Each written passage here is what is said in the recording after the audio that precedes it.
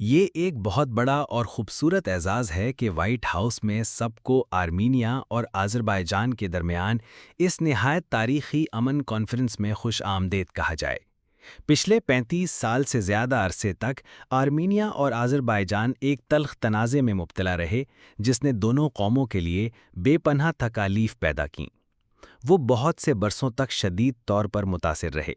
اس معاہدے کے ساتھ ہم آخرکار امن قائم کرنے میں کامیاب ہو گئے ہیں، اور ہم ابھی اوول آفس سے آئے ہیں جہاں ہم نے اس معاہدے کے حوالے سے مفصل دستاویزات اور نہایت اہم نکات پر دستخط کیے۔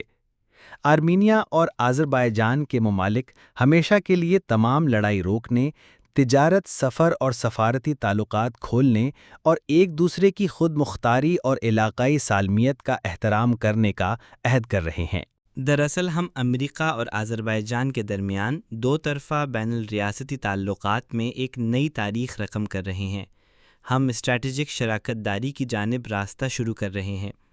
اسٹریٹجک شراکت داری کے چارٹر کو چند مہینوں میں تیار کیا جائے گا، اور یہ آذربائیجان کے لیے ایک تاریخی کامیابی ہے، کیونکہ دنیا کے عظیم ترین ملک کے ساتھ اسٹریٹجک شراکت داری کے فارمیٹ میں ہونا ایک بہترین موقع اور ساتھ ہی بہت بڑی ذمہ داری ہے۔ آج ہم آرمینیا آذربائیجان تعلقات میں ایک اہم سنگ میل تک پہنچ گئے ہیں، جہاں ہم ماضی کی نسبت ایک بہتر کہانی لکھنے کی بنیاد رکھ رہے ہیں۔